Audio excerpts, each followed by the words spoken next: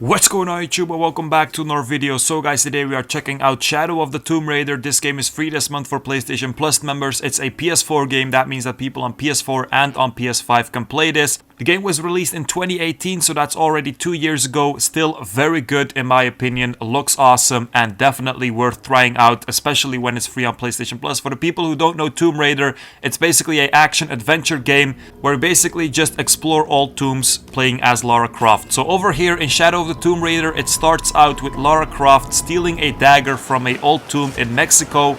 Stealing this dagger actually caused an apocalypse to start, and the only way to stop this apocalypse was by reuniting the dagger that she stole with an old silver box, but the location of this box is not exactly known. So the dagger that Lara took from the tomb, it actually got stolen from her immediately by Trinity. Trinity is an organization. They also want to stop the apocalypse, but the person who reunites the dagger with the box also has other powers, and if they get in the wrong hands, it's not gonna end good. So basically the story is about Lara Croft trying to get this box first. The box is somewhere in Peru. When they're going to Peru, they end up in a plane crash, and then the story really starts. So all the things that I just said, you discovered them yourself in the prologue, so it's not really a spoiler. But all of the rest, the story, I'm not going to explain it all the way, so I won't spoil it for you guys. But now we're just going to talk about the game and the gameplay.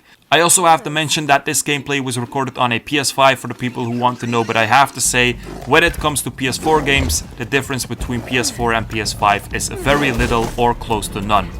So in Shadow of the Tomb Raider, you have a beautiful nature, you have a beautiful surrounding, the graphics are awesome, I have to be honest. It's really enjoyable while you're playing it. Also the music in the background, the sound effects and the vibrations in your controller when you get to a dangerous area really makes the gaming experience even better. So in Shadow of the Tomb Raider, most of the combat is meant to be stealth. You also have the option to just shoot through it whenever you want, of course, but when you do it stealth, of course, it's going to be easier, a lot less trouble, and also the cutscenes or kind of the animations that you have in this game when it comes to the stealth, when taking someone down, are of course just cooler than when you just shoot someone down.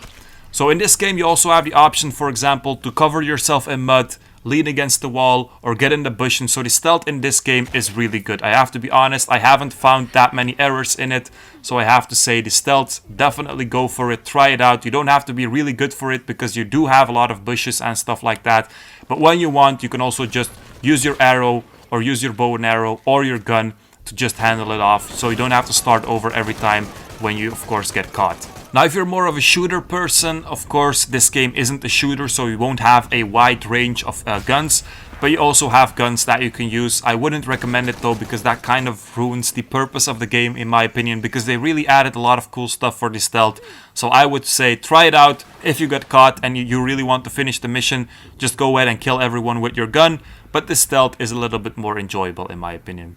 So one thing I have to mention about this game as well is the swimming and the underwater graphics that look amazing. Now normally in games I don't really pay a lot of attention to how it looks underwater, but in this game it did really catch my attention. So I have to say it looks great underwater as well. It's really enjoyable while swimming. You have this entire different world underwater that you can also explore. If I'm honest, this might be one of my favorite PlayStation Plus games that we have ever got. So I'm really happy with this one. I don't know about you guys, but this game really enjoyable. So definitely go ahead and check it out. So you also have skills in this game that you can upgrade when you progress in the story. You have skill points. With these skill points, you unlock your skills. You also have the option to upgrade your weapons, so your bows, your handguns, whatever, and basically you can do this with the materials that you find along the way.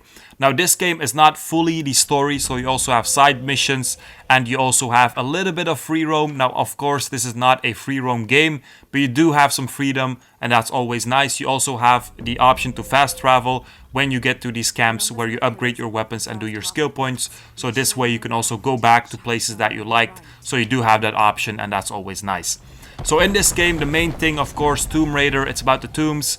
And in these tombs, you either have these puzzles that you have to solve. For example, over here, I had a Mayan date that I had to basically read off the left and then do it on the right.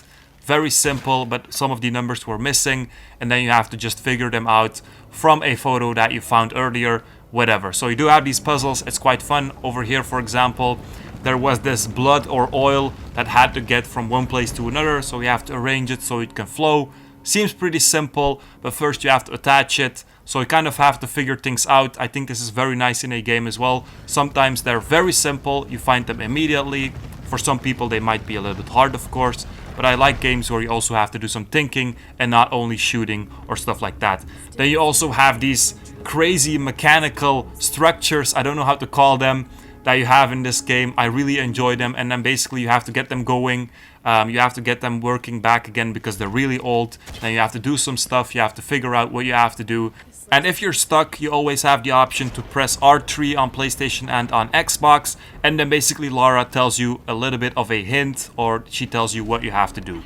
Now you might have noticed that you have this weird white paint that really doesn't fit in the game. This is kind of to help you, so you know where you can jump, what you can grab, and all of those things. For example, this white paint, it means that you have to kind of swing around so you can get to the next location. Or if you have like this white wall, that means that you can climb it. Now if you don't like this, if you want to explore everything yourself, then you can turn this off. For a beginner, I wouldn't recommend this because you have a lot of things that look like you can grab onto them, but you can't, and then you just die a lot. So the white thing, it looks kind of ugly. Maybe, in my opinion, a little bit, because it doesn't really fit the scene, but it really helps you out as well. So guys, that was pretty much it. If you guys have any questions about this game, make sure to ask me. If I know it, I will answer, but definitely worth trying out, especially with the PlayStation Plus. Also, if you want to buy it, if it's not free for you, also definitely worth it. So I don't say this a lot. I most of the time just say that you have to get it because it's free, but in this game is definitely worth trying out.